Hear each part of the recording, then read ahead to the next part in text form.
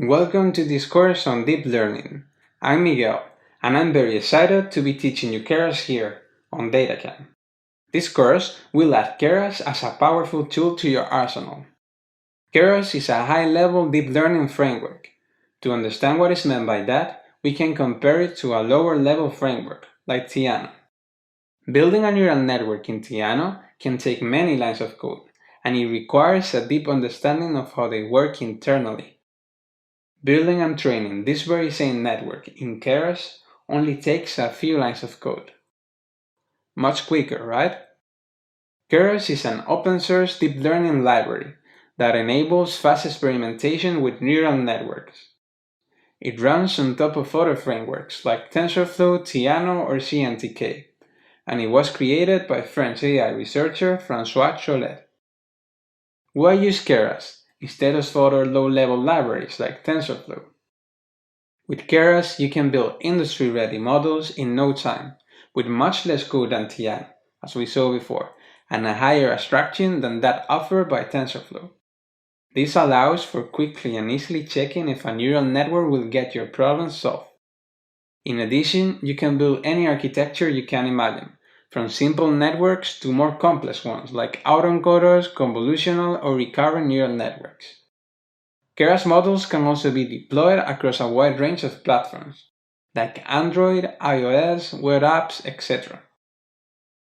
It is the best moment to be learning Keras. Keras is now fully integrated into TensorFlow 2.0, so you can use the best of both worlds as needed, and in the same code pipeline. If as you dive deep into deep learning you find yourself needing to use low-level features, for instance to have a finer control of how your network applies gradients, you could use TensorFlow and tweak whatever you need.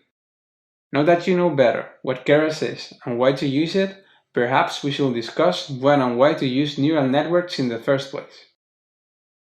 Neural networks are good feature structures, since they learn the best way to make sense of unstructured data. Previously, it was the domain expert that had to set rules based on experimentation and heuristics to extract the relevant features of data. Neural networks can learn the best features and their combination. They can perform feature engineering themselves, and that's why they are so useful.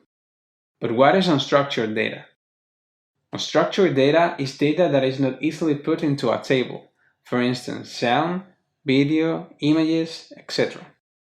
It is also the type of data where performing feature engineering can be more challenging, and that's why leaving this task to neural networks is a good idea.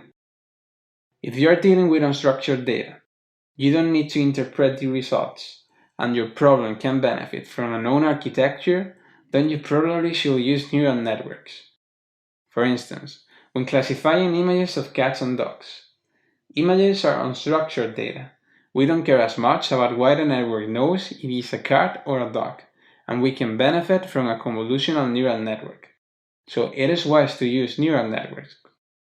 You will learn about the usefulness of convolutional neural networks later on in the course. It is now time to review